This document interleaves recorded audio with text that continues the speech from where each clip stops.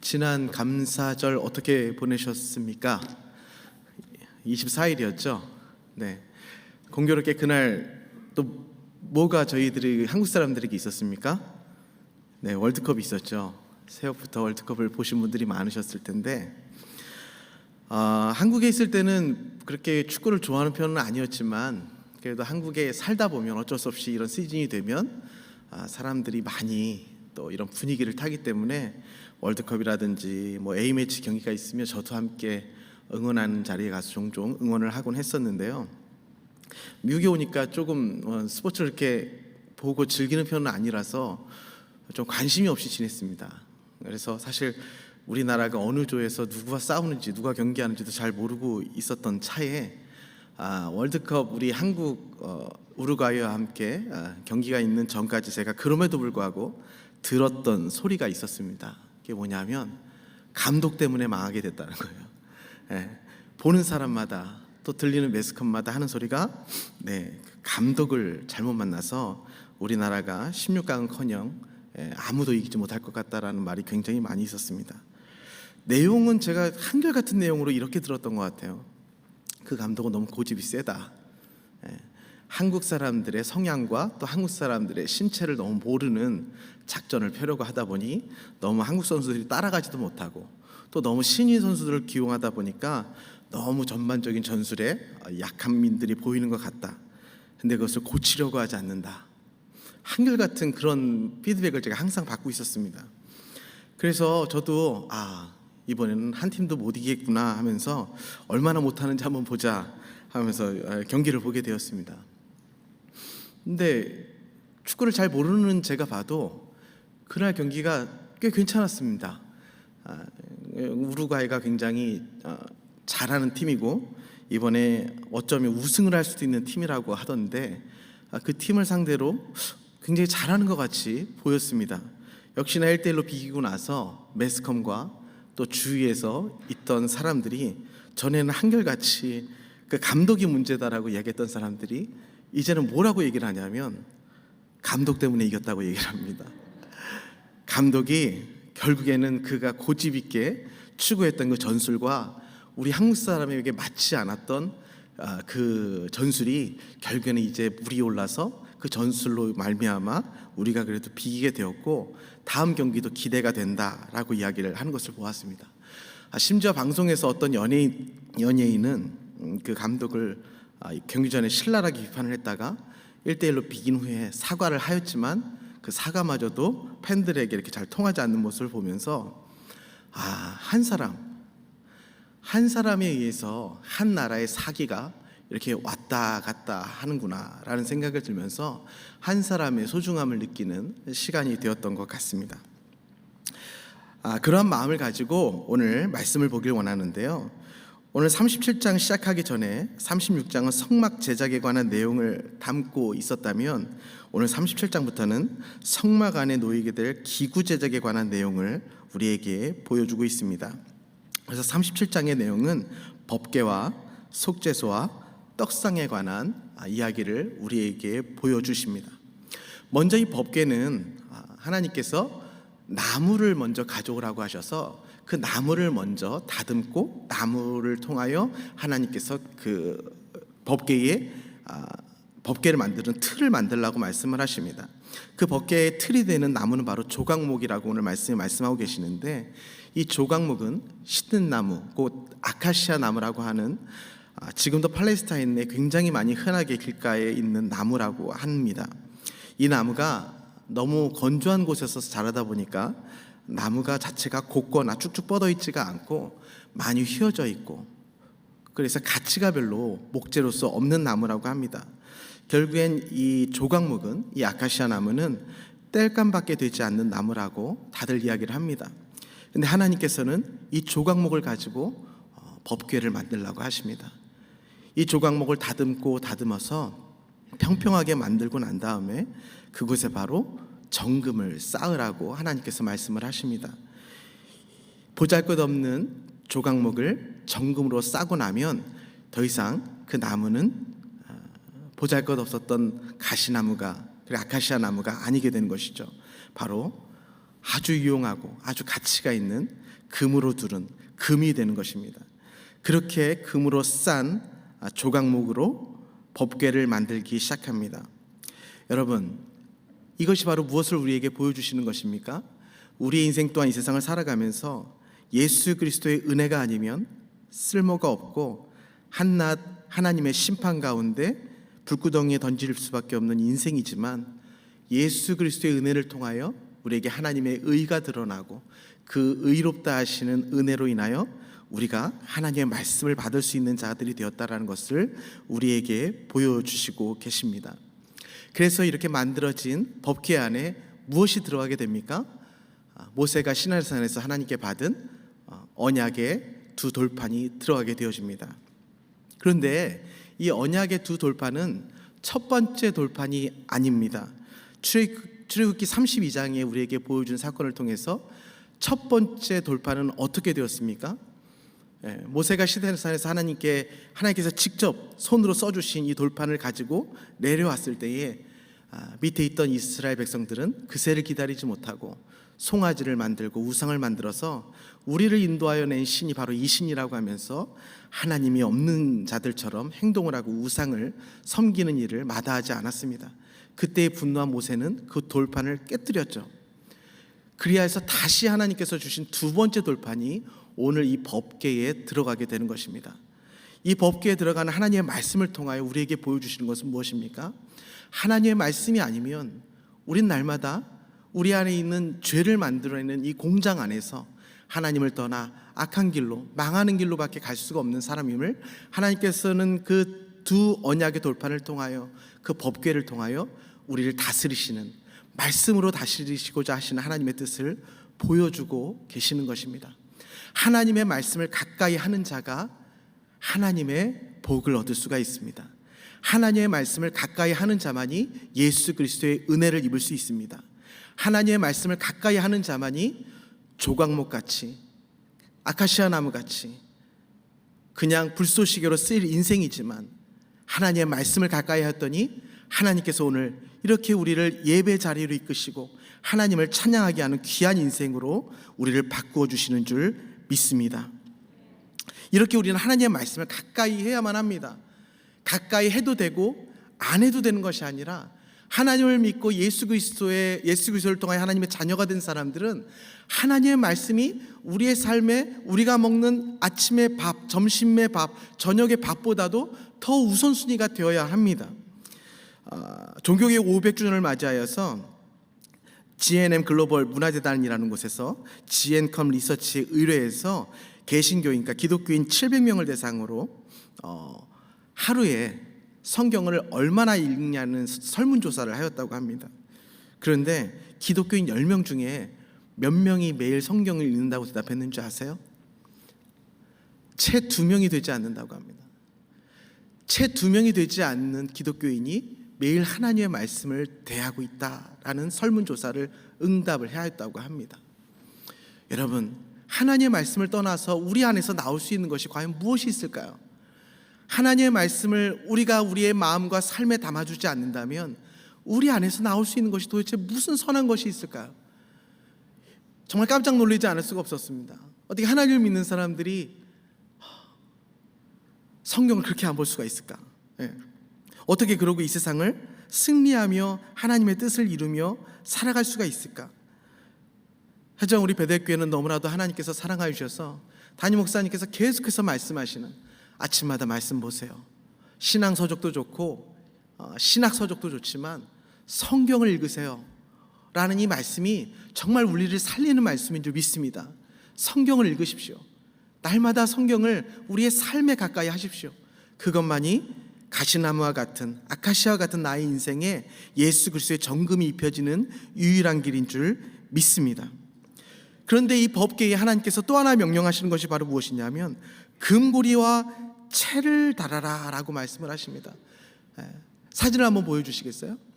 네, 저렇게 네 군데에 금고리와 채를 달아서, 금고리를 달아서 채를 껴서 저것을 운반할 수 있도록 하나님께서 명령을 하십니다. 여러분, 하나님을 예배하는 저 법궤, 하나님의 말씀이 있는 저 법궤에 하나님께서 이동할 수 있는 고리를 달아 채를 끼우라고 하십니다. 이것은 바로 무엇을 말씀하십니까? 어디든지 우리의 삶 가운데 하나님의 말씀이 함께 하신다는 뜻을 담고 있는 것 아니겠습니까? 우리가 교회에서 주일 말씀을 통하여 우리 공동체가 나아가야 할 방향을 듣고 우리 공동체가 어디로 가야 할지 하나님께서 알려주신다면, 우리가 직장에 있든지 우리가 어떠한 상황을 만났든지 또 우리의 곳곳의 삶 속에서는 또 날마다 하나님의 말씀이 어디로 가든지 나와 함께 하심을 믿고 그곳에서 하나님의 말씀을 펼치고 하나님의 임재를 경험해야 합니다. 이렇게 하나님의 법궤는 고리를 달아서 우리가 어디로 가든지 고난을 당하든지 기쁜 일이 있든지 하나님의 말씀이 우리와 함께 하신다는 것을 보여주고 계십니다.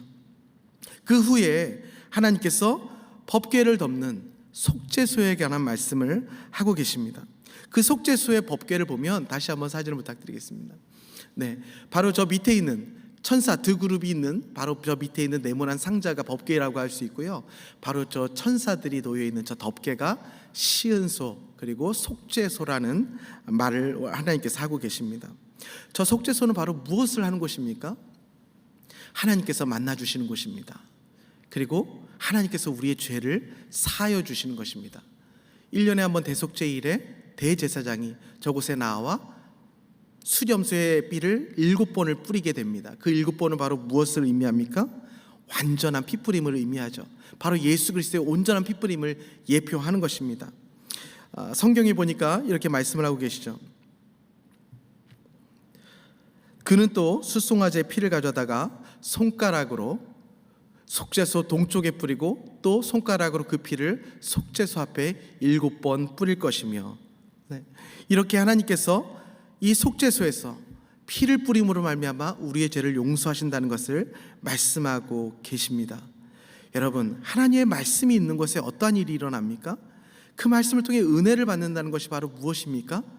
바로 나의 죄를 보게 되어지고 내가 하나님 앞에 망할 존재라는 것을 말씀을 통해 깨닫게 되어질 때에 나는 죽었구나, 나는 소망이 없구나, 누구도 나를 이 사망에서 건져낼 자가 없구나라는 것을 말씀을 통해 깨닫게 될 때에 바로 그때에 하나님께서 그 말씀을 통해 자기 죄를 깨닫는 자들을 예수 그리스도의 보혈로 덮어주시는 일이 저 속죄소에서 일어나는 것 아니겠습니까? 여러분, 그리하여서 예수 그리스도께서 피뿌림을 통하여 구원 얻는 자들은 하나님 앞에 예배하는 자들이 되게 되는 것입니다.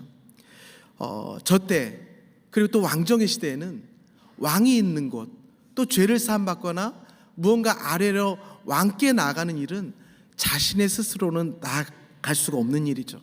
오직 왕이 나오라고 할 때에만 나아갈 수가 있는 것입니다.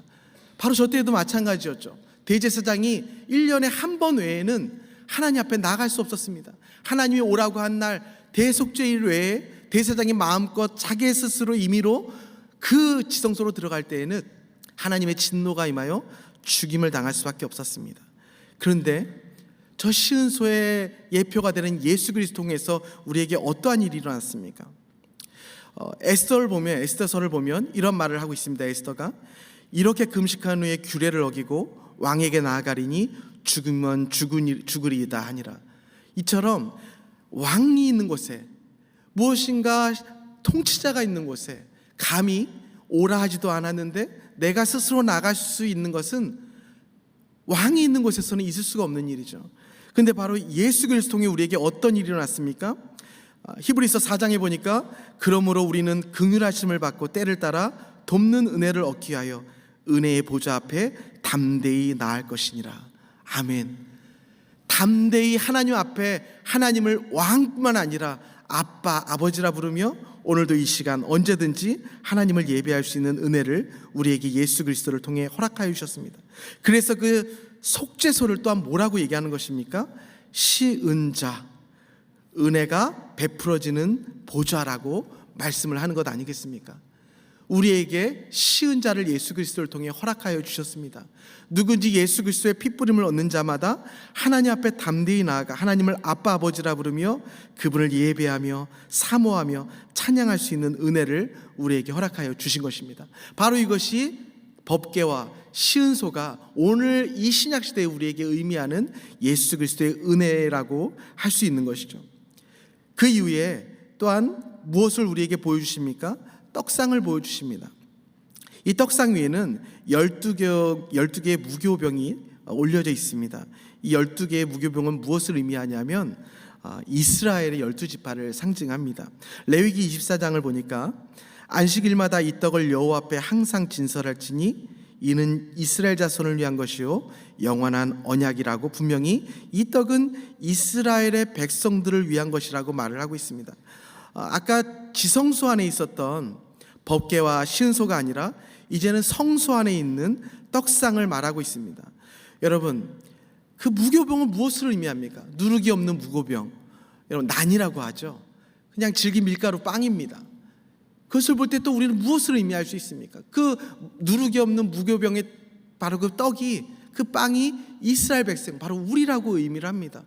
마찬가지죠. 조각목, 아카시아, 아무런 누룩과 맛이 없는 그 떡이 바로 그 금상에, 정금으로 만들어진 상 위에 올려져 있습니다. 무엇과 함께요? 정금의 주전자에 담긴 포도주와 함께. 우리같이 보잘것없는 자가 어떻게 그 정금, 하나님이 계신 자리에 우리가 올라가 있을 수 있겠습니까? 바로 예수 그리스도의 놀라운 보혈의 은혜를 통하여 우리가 또한 하나님의 백성이 되어 하나님이 계신 곳에 우리가 함께 할 수 있는 은혜를 입었다라고 말씀을 하시는 것입니다. 예수 그리스도, 그분의 말씀, 그 말씀을 통하여 주 그리스도의 보혈이 나에게 효염이 된다라고 고백하는 자들은 우리가 어떠한 상황이 있든지 정금으로 입혀주시고 정금 위에 우리를 올려주시는 줄 믿습니다.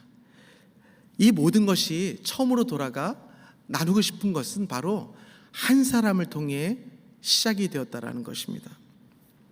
오늘 읽었던 말씀 첫 구절을 보니까 누가 등장하기 시작합니까? 누가 나오기 시작합니까? 브살렐이 나옵니다. 이 브살렐이 바로 누굽니까? 바로 홀의 아들 아니겠습니까? 그리고 하나님께서 모세를 통하여 지혜가 총명한 자로 부른 하나님께서 택한 사람 아니겠습니까? 하나님께서 이 한 사람을 부르셔서 이 한 사람을 통하여 오늘 이렇게 엄숙하고 또 죄로 나갈 수 없는 자들을 하나님께로 나오게 하는 그 놀라운 생명의 길을 열고 계시는 것을 보게 되어집니다. 이 브살렐은 그럼 또 이 말씀을 누구에게 들은 사람입니까? 하나님께 직접 들었나요? 아니죠. 누구에게 들었나요? 모세에게 들었습니다. 지도자 모세에게, 하나님의 세운 지도자 모세에게 들은 그대로 이 한 사람 브살렐이 그 말씀을 잊지 않고 그대로 시행하여 나가며 하나님의 예배의 성막의 도구들을 만들어내기 시작합니다. 이 성막의 도구들을 통하여 죄인들은 죄사함을 얻고 하나님께 나아가는 길을 얻게 되어진다는 것이죠. 이 브살렐이 만든 이 법궤의 크기가 얼마나일까요? 오늘 성경에 보니까 2규빗 반, 너비가 1규빗 반, 높이가 1규빗 반이라고 말을 하는데, 이것을 오늘날 수치로 이야기를 하면 가로가 51인치, 세로가 31인치, 또 높이가 31인치, 센치로 얘기하면 가로는 한 114cm, 114cm면 어떻게 될까요? 한 이 정도 될까요? 그리고 세로가 68cm, 68cm니까 이 정도 될까요? 또 높이가 68cm, 네, 세로, 높이. 그래서 생각보다 이 강대상보다 높이가 더 낮을 것 같아요. 오히려 이 강대상의 이 사이즈는 맞을 것 같은 높이는 더 낮은 곳에 바로 그런 사이즈가 법궤와 시은소의 모습이고 사이즈라고 우리가 오늘 성경에서 말씀을 하고 계십니다. 여러분 생각을 해보세요. 하나님이 크십니까? 작으십니까? 하나님은 크시죠. 우주를 만드시고 우주도 하나님이 어떠한 크기도 비할 수 없는 하나님이 바로 우리 하나님이십니다.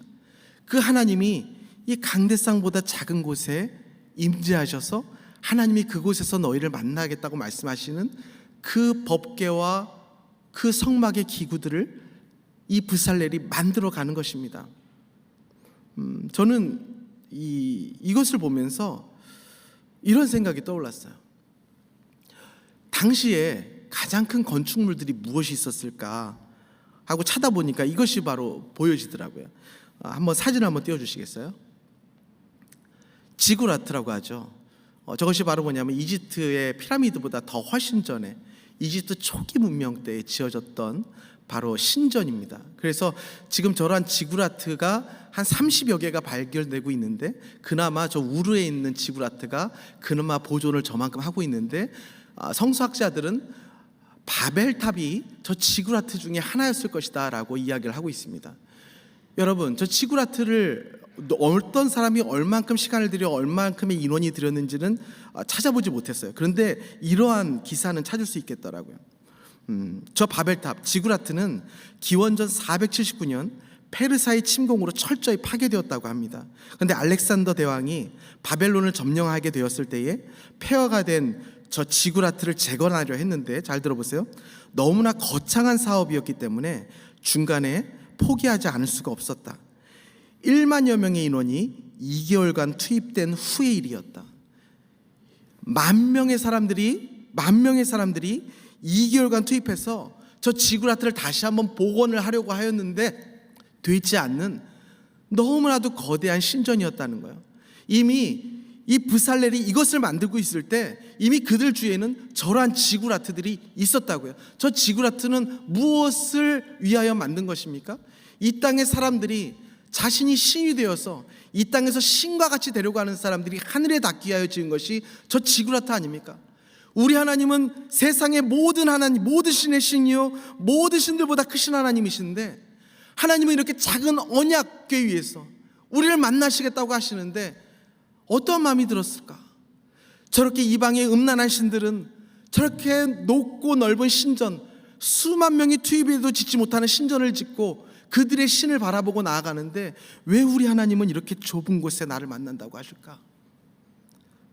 또 어떤 건축물이 그들에게 있었겠습니까? 바로 피라미드 아니겠습니까? 피라미드는 건축될 당시에 얼마 정도의 인원이 투입됐다는 것이 고증된 것이 있어서 제가 한번 읽어드리겠습니다. 그래서 저 쿠프 피라미드 같은 경우는 2570명, BC 2750년경 10만 명의 임금 노동자는 무엇을 의미합니까? 전문가를 얘기하는 겁니다. 10만 명의 임금 노동자를 20년간 동원해서 건축한 것이 저 피라미드 하나라고 합니다. 10만 명의 임금 노동자를 20년간 동원해서 만든 것이 저 피라미드라고 합니다. 저 피라미드는 무엇입니까? 한 사람의 그 야망, 나는 죽어서도 신이 되겠다고 하는 한 사람의 야망을 위해서 10만 명의 임금 노동자가 20년 동안을 지어낸 것이 바로 피라미드입니다.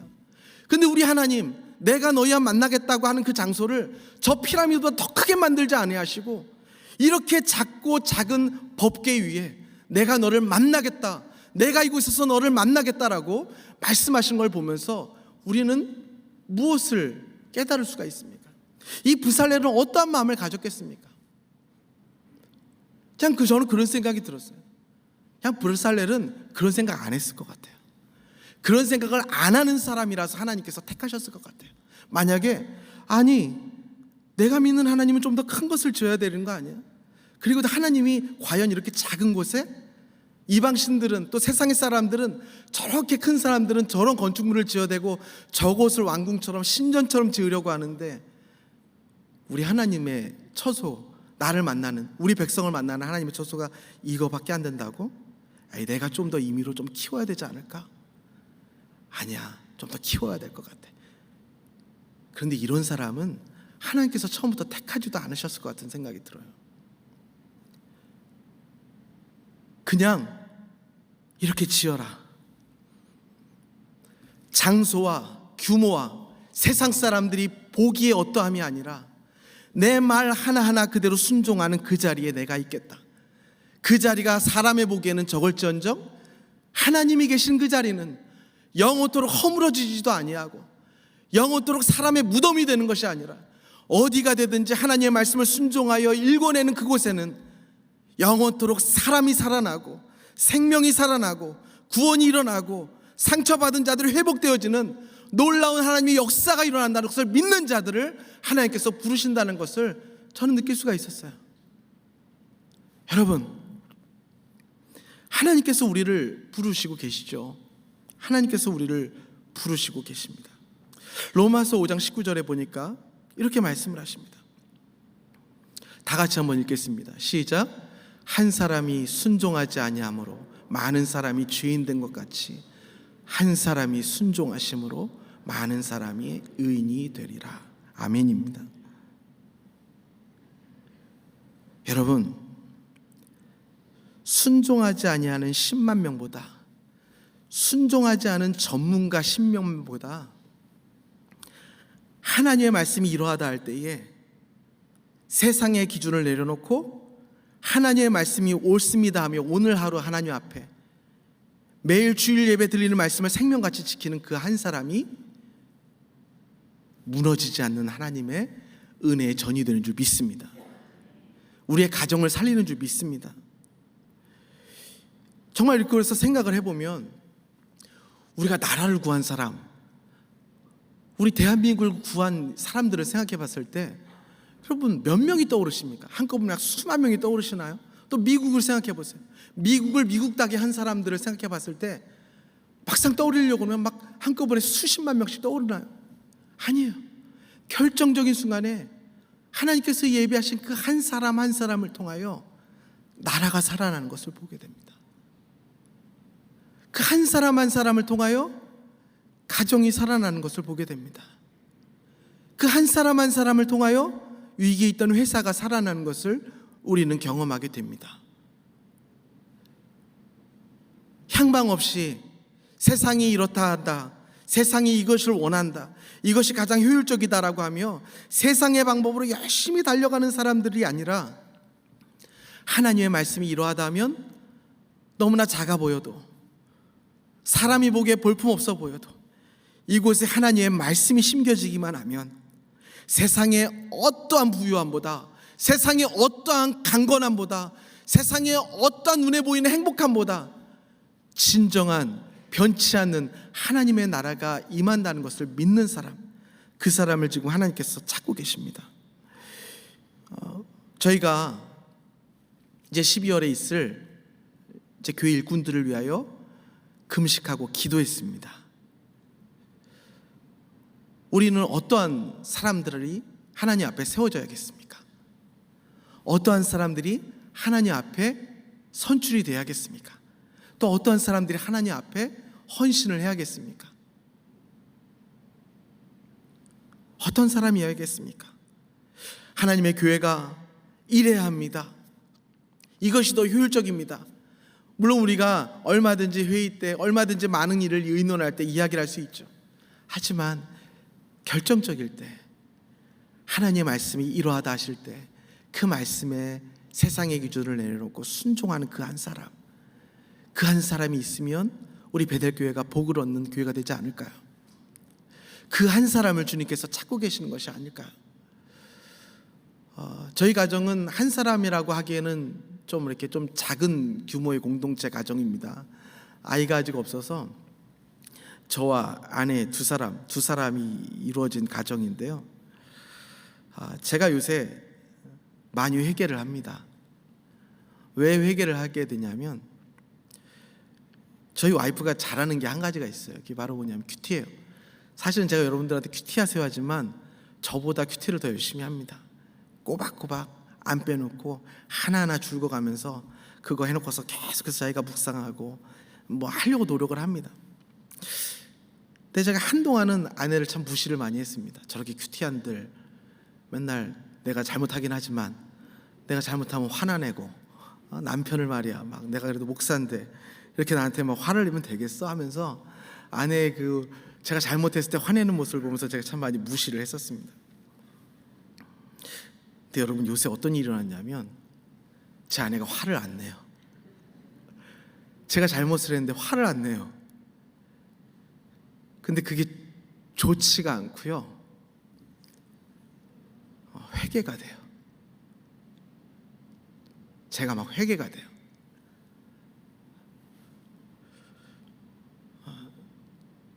화를 안 내면 좋을 줄 알았는데 내가 잘못해서 화를 안 내면 그 사람이 이상한 사람이겠지만 그래도 화를 안 내면 좋을 것 같았는데 내가 잘못을 했는데 저한테 갑자기 화를 안 내는 거예요 요새. 그래서 기분이 좋은 게 아니라 회개가 돼요. 나는 뭐 하고 있나? 저 사람은 뭔가 이렇게 매일같이 별거 아닌 항아리에 물을 채우는 일을 그냥 했더니, 저는 아내를 유치원 때부터 봤잖아요. 유치원 때 봤고 정말 연애를 7년을 하고 지금 결혼을 15년째 같이 살고 있는데, 우리 아내가 정말 저렇게 변하는 건 물이 포도주가 되는 거거든요. 근데 아내가 그냥 매일같이 큐티를 했더니 뭔가 나보다 많이 변하고, 뭔가 나보다 정말 사람이 변하나 싶은 사람이 이렇게 뭔가 이렇게 변해가는 모습을 보면서 회개가 돼요. 정말 회개가 돼요. 그 마음이 너무 제가 아프고 어떻게 해야 될지 모르는 그런 마음이 요즘 제가 참 많이 들어요. 저는 그런 사람이 못 되는 것 같아서 참 죄송한데, 말씀에 순종해서 우리가 이렇게 가정을 변화시켜야 되지 않겠습니까? 말씀에 순종한 한 사람이 하나님께 나아와서 헌신하여서 우리 교회가 더욱더 복을 받아야 되지 않겠습니까? 무엇을 하십시다가 아니라 말씀을 통해 내가 죄인인 것을 깨닫고 조금이나마 그 말씀을 통해 변하지 않았던 것 같던 나의 모습들이 조금씩 다듬어져가는 그 모습을 통해서 하나님의 교회가 흥황하는 것을 우리가 보아야 되지 않겠습니까? 우리 그러한 사람 뽑읍시다. 그리고 그런 분들이 헌신해 주셨으면 좋겠다는 생각이 듭니다. 저도 참 노력을 하겠지만 기도 많이 부탁드리겠습니다. 제가 안 되니까 아내를 통해서 계속해서 말씀하시는 것 같은데, 여러분, 피라미드, 바벨탑, 그게 사람을 구원하는 게 아니고 오늘 내가 있는 초라한 그 자리에서 하나님의 말씀으로 항아리에 물을 채우는 사람, 그 사람이 사람을 살리고 가정을 살리고 교회를 살리고 하나님의 나라를 일궈나가는 줄 믿습니다. 그 한 사람이 되십시다. 우리 함께 찬양하겠습니다. 찬양할 때에 말씀 앞에 서는 한 사람이 되십시다. 그 한 사람을 통해 하나님께서 놀라운 일을 이뤄내실 줄 믿습니다. 우리 찬양하고 기도하겠습니다.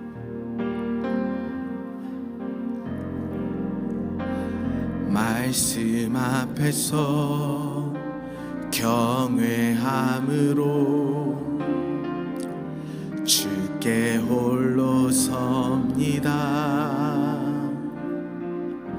생명의 말씀 읽고 순종해 주를 예배합니다. 다시 한번 말씀 앞에서 경외함으로 주께 홀로 섭니다. 생명의 말씀 읽고 순종해 주를 예배합니다. 여러분, 기록된 말씀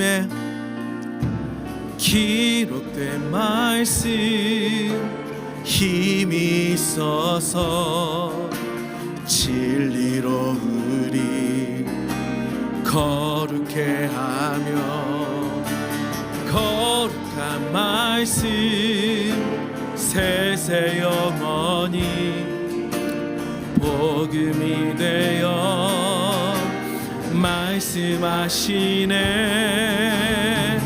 하나님 말씀에 두려워 떠는 자, 그 말씀에 생명을, 그 한 사람이 되십시다. 한 사람 찾으시는 주님의 약속을 믿어 하나님 말씀에 명을 거는 자, 순종하며 주 따라가는 자면 영원한 하나님 나라 이뤄갈 주의 교회여, 이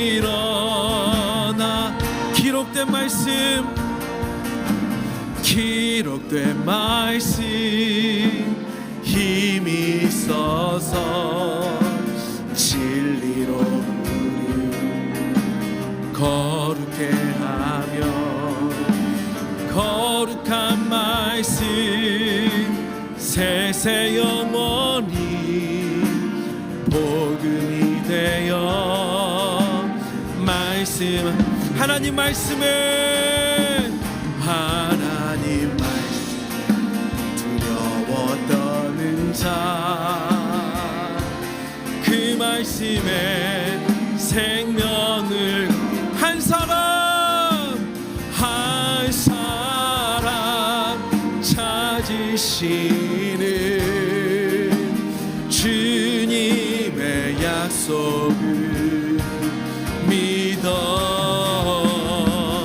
하나님 말씀을 거는 자 아멘 순종하며 주 따라가는 자 아멘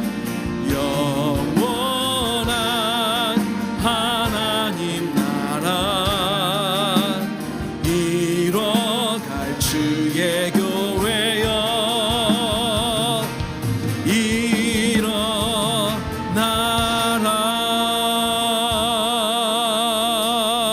일어나라. 우리 함께 이 시간 기도하십시다. 여러분, 하나님이 계시는 곳은 세상의 방법대로 지을 수 없는 것입니다.